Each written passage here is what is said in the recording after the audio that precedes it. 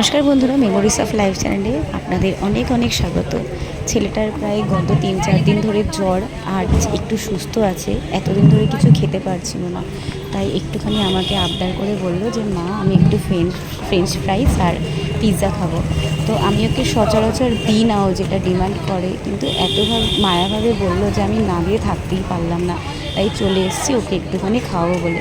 তো বলেছিলাম বাড়িতে বানিয়ে দেবো, তো বললো না আমি একটু বাইরে গিয়েই খাবো, অনেক দিন ধরে ঘরে শুয়ে পড়ে আছে তো ওরও মনটা ভালো লাগছে না। তো চলে এসেছি ফ্রেঞ্চ ফ্রাই আর পিৎজা। আমি জীবনে প্রথমবার খাবো ফ্রেঞ্চ ফ্রাইজ আর পিৎজা, এর আগে কখনো খাইনি। আমি না ছোটোবেলা থেকে ভাবতাম যে এইগুলো খালি বড়লোকেদের খাবার, মানে যাদের কাছে অনেক পয়সা তারাই খায়, আর আমাদের মতন সাধারণ মানুষেরা হয়তো এসব খেতেই পারে না।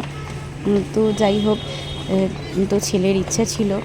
তো দেখুন এতদিন ধরে ভাত দিচ্ছিলাম সেইগুলো কিন্তু খাচ্ছিল না, মানে ভাত রুটির থেকে এইগুলো দেখুন এরকম ছোটাপট করে খেয়ে নিচ্ছে। তো আমি প্রথমবার ট্রাই করলাম, ঠিক আছে, কিন্তু আমার মনে হলো পিৎজার থেকে ঘরে আমাদের রুটি তরকারি অনেকটা বেশি ভালো। বাইরে আগে খেয়ে ট্রাই করলাম, যদি ভালো লাগতো তাহলেই বাড়িতে বানাতাম, কিন্তু খেয়ে না তেমন ভালো লাগলো না। আমি বলতে পারেন খুব একটা তাহলে পিৎজা লাভার নয়।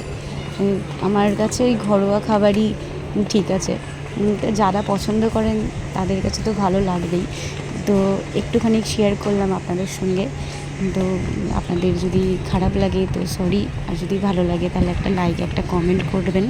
তো ছেলে বেশ খুশি থেকেই খাচ্ছিল। আমি তো জানিও না পিৎজা কেমনভাবে খেতে হয়, কিন্তু ছেলে জানে যে কেমনভাবে খেতে হয়।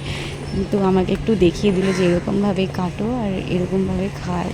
তো ওর দেখে দেখেই আমি তাই করলাম।